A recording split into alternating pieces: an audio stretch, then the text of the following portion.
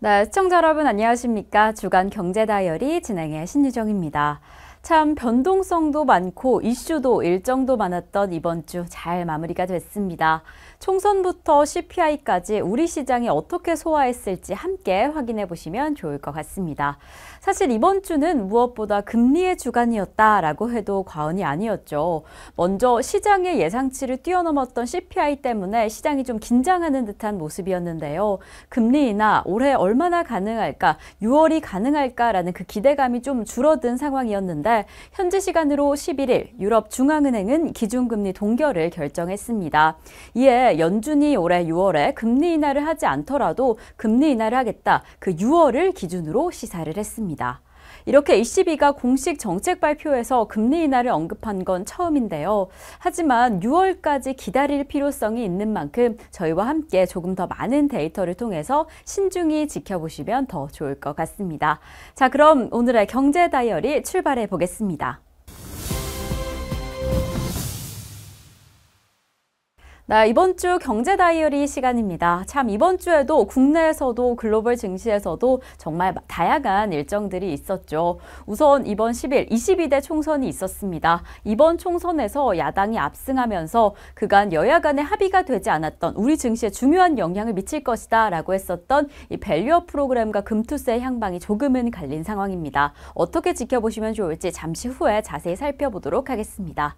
또한 이번 11일 국가 재무제표 결산 결과에서 국가제표가 좀 증가하는 듯한 모습을 보였습니다. GDP 대비 국가 채무가 처음으로 50%를 돌파했다라는 내용 전해드립니다. 그리고 글로벌 증시에서 대기하고 있었던 이벤트는 바로 이 미국 소비자 물가지수 발표였죠.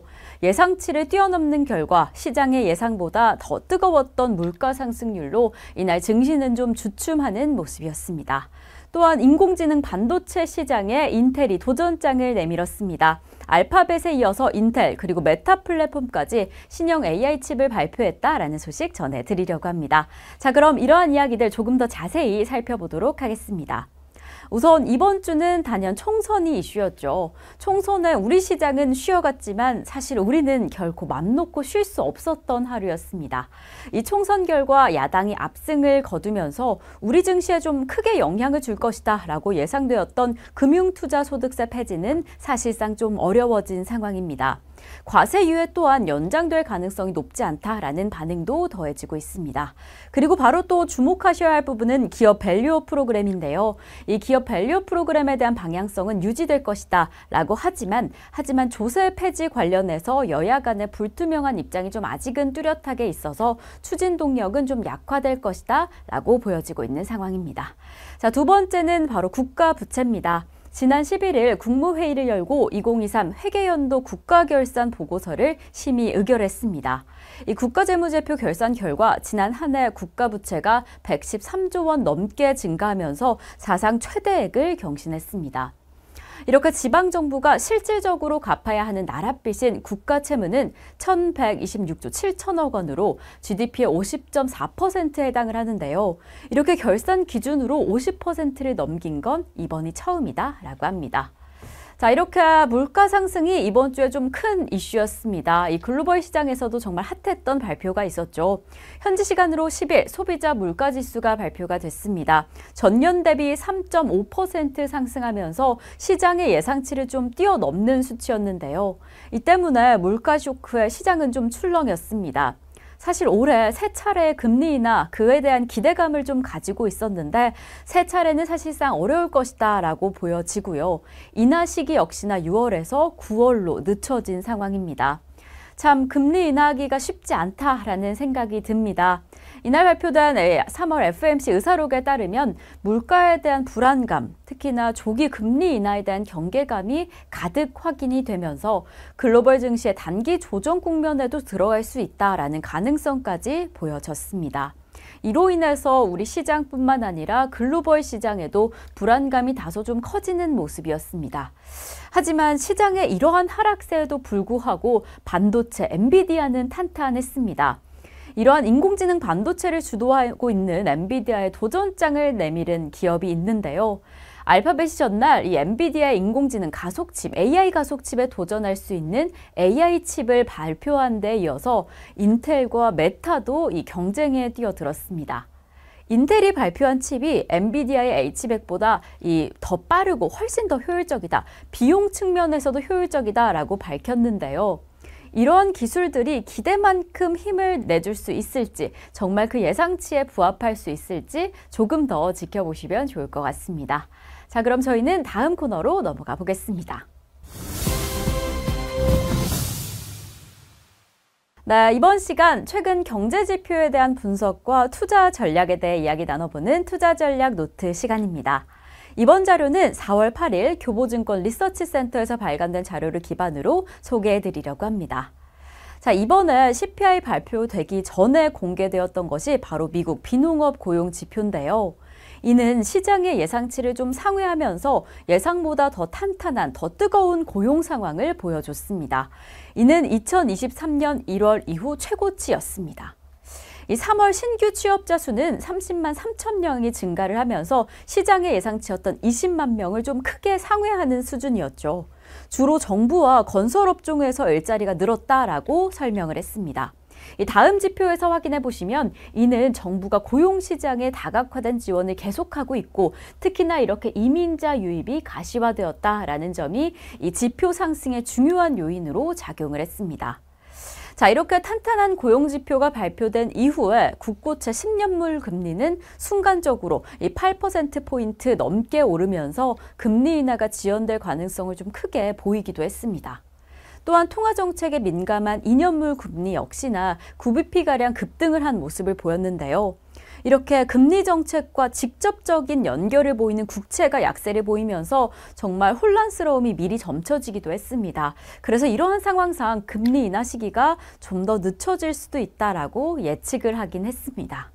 그래서 이러한 고용지표 발표 이후에 6월 금리 인하 가능성이 60%에서 46%까지 좀 하락한 상황이었는데요. 이에 물가지표가 공개가 된 거죠. 이 물가지표까지 시장의 예상치를 크게 상회하면서 금리 인하 시기 정말 9월로 미뤄질 것이다. 6월은 좀 어려울 것이다. 라는 상황이 불가피해졌습니다. 이렇게 고용시장의 구조는 가계소비 위축과 생산성 하락을 방어하고는 있는데 경제 성장을 이끌어갈 동력으로 작용할 수 있을까? 그 가능성은 좀 제한적이긴 합니다. 그래서 또 한 번 올해 미국 경제 연착륙 전망을 지속을 하고는 있지만 이 미국 경제가 저성장으로 돌아갈 수 있는 정상화 과정은 지연되고 있음을 좀 고민해 봐야 할 시점입니다. 그래서 이렇게 고용부터 물가까지 우리 금리 인상에 영향을 주는 상황들이 정말 다양하게 발생을 하는데요. 이러한 상황들이 또 우리 금리 인상에 어떠한 영향을 미치게 될지 조금 더 살펴보시면 좋을 것 같습니다. 자, 그럼 저희는 다음 주 증시 캘린더 확인해 보도록 하겠습니다.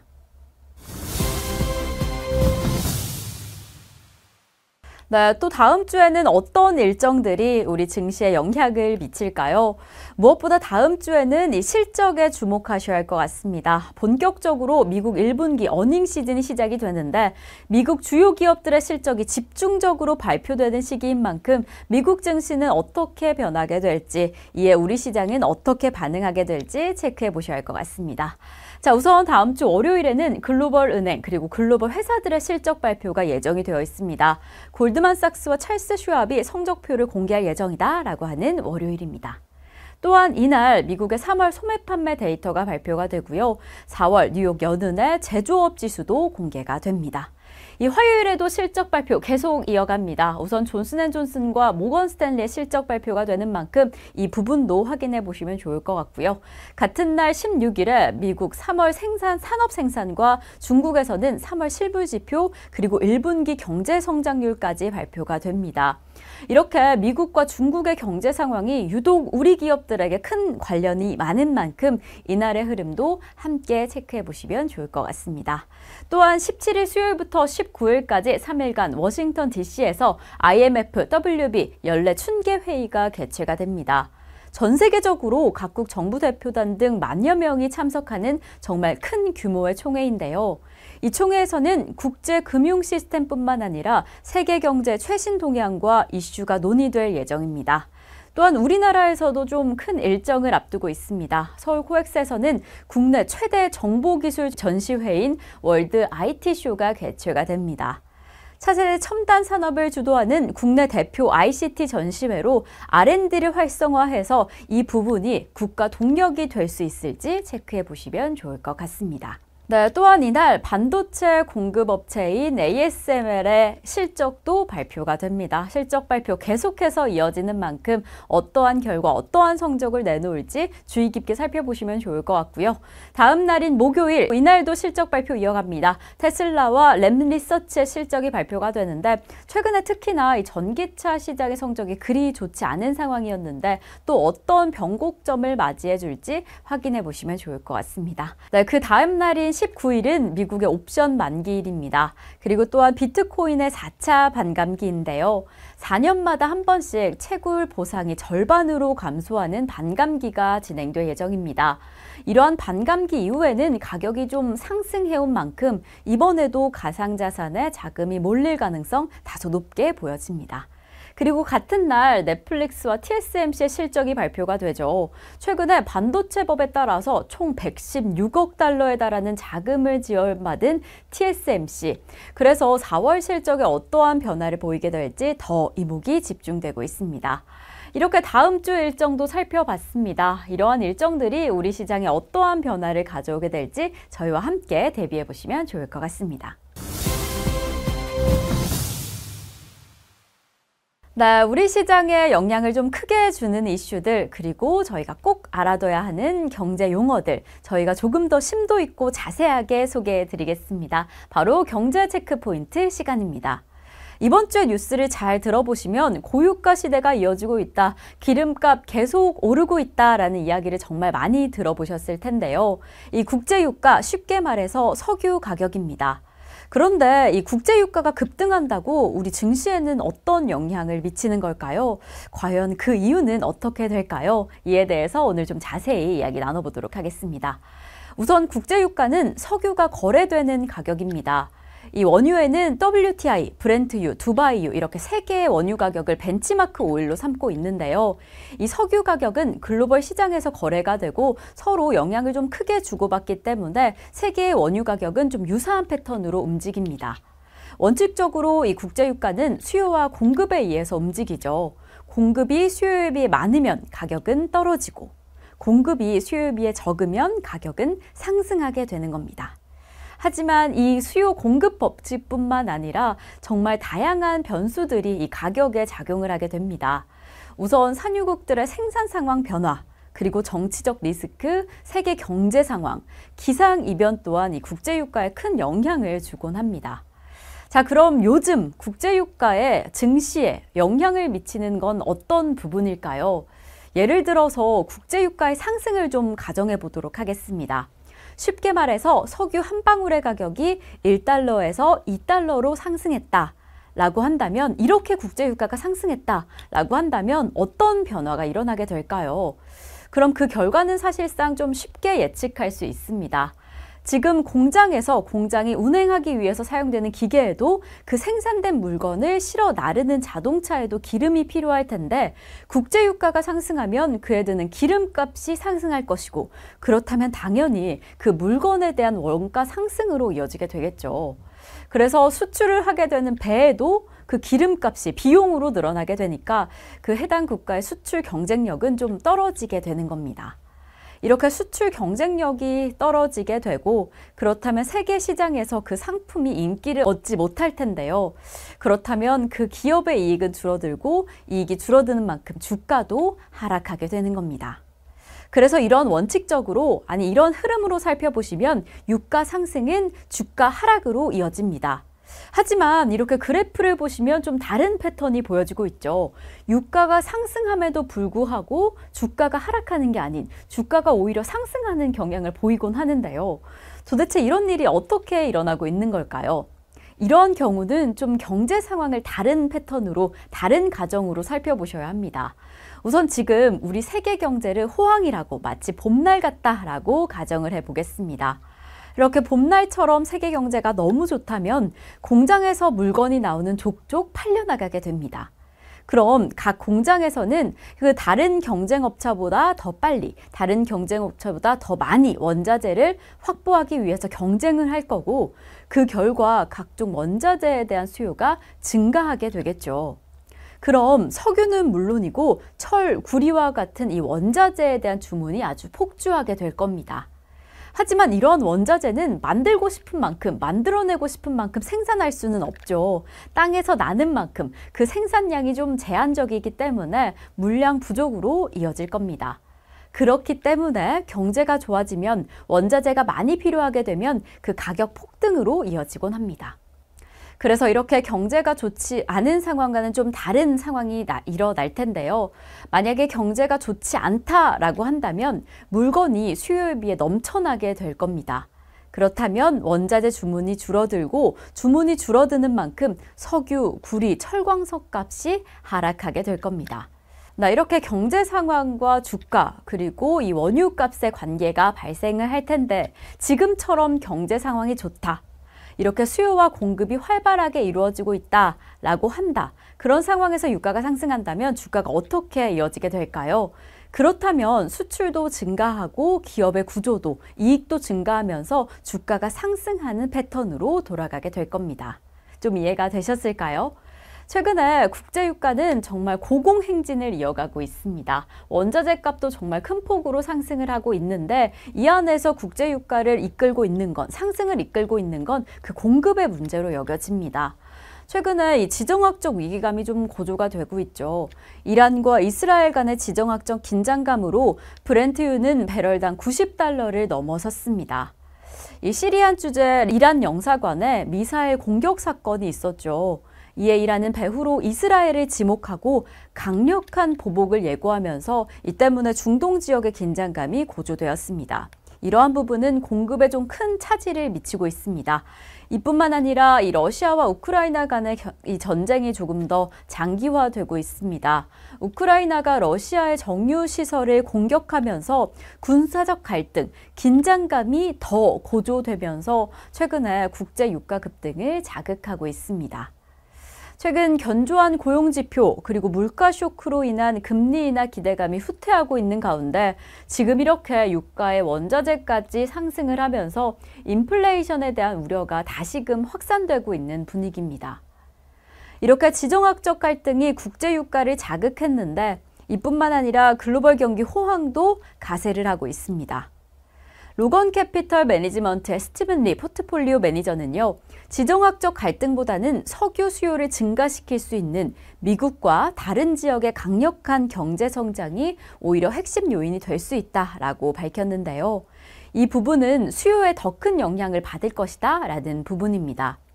이렇게 원자재 가격이 고공행진으로 인플레이션이 반등을 하게 되면 연준이 금리 인하에 좀 더 신중한 자세를 취할 것이다 라는 전망에 힘이 실리고 있는 것으로 보여지고 있습니다. 이뿐만 아니라 하트포드 펀드의 나네트 아브호프 제이컵슨 글로벌 투자 전략가는요, 이렇게 유가와 금값이 오르는 상황을 글로벌 성장이 예상보다 더 좋아질 가능성을 시장이 엿보고 있는 것이다. 이렇게 물가 상승세가 다시 자극이 되면 연 3회 금리 인하가 어려워지는 환경이 될 것이다 라고 덧붙였습니다. 참 이러한 이유들로 금리 인하에 대한 기대감에서 조금 더 멀어지고 있는 상황으로 보여집니다. 하지만 이렇게 주가가 올라가면 강세를 보이는 업종들은 분명하게 존재하겠죠. 이렇게 주가가 올라가면 정유업체들의 주가는 단연 강세를 보이는데요. 최근에 유가가 큰 폭으로 상승하면서 국내 정유사의 실적이 개선될 것이다 라는 전망이 속속 나오고 있습니다. 우선 유가가 오르면 정유업체의 재고평가 이익과 정제마진에서 좀 큰 이익을 볼 수 있는데요. 그래서 정유사의 핵심 지표인 정제마진이 좀 좋아지면서 실적이 개선될 것이다 라는 긍정적인 전망입니다. 예를 들어서 유가가 배럴당 1달러 상승할 경우 SK이노베이션은 약 250억 원의 재고평가 이익이 발생한다라고 합니다. 또 정제마진 역시나 영업이익이 약 10% 전후로 개선된다라고 하니까요. 이런 상황에서 정말 실적 개선이 크게 기대가 되는 상황입니다. 그렇다면 유가가 내려갈 경우 정유업체들의 상황은 어떨까요? 정유업체는 당연히 주가가 좀 주춤하겠지만 이에 수익이 개선되는 업종이 있습니다. 유가가 내려갈 경우 수혜를 받는 업종은 바로 항공업인데요. 이 항공사들의 수익이 개선될 것이다 라고 보여집니다. 이 항공사의 비용 항목 중에 가장 크게 차지하는 것이 바로 유류비인데요. 매출의 2에서 3% 수준을 차지할 정도로 크게 포함하고 있어서 좀 영향을 크게 받을 것으로 보여집니다. 그래서 유가가 오르면 이렇게 수혜를 받는 업종이 있겠죠. 하지만 유가가 하락하게 되면 석유 주식의 취약성과 위험이 함께 높아지니까 투자에는 조금 더 신중하셔야 할 것 같습니다. 이전처럼 유가가 오르면 단순히 주가가 하락한다라는 이론적인 연관을 찾기보다는 좀 많은 영향들이 요인으로 작용을 하니까 이러한 요인들 함께 고려해 보시면서 유가의 흐름도 파악해 보시면 좋을 것 같습니다. 자, 이렇게 이번 주 우리 증시에 영향을 주었던 요인들까지 확인을 해봤습니다. 그럼 다음 주에 투자에도 저희의 이야기가 도움이 되셨길 바라보면서 저희는 다음 주에 다시 찾아오겠습니다. 그럼 안녕!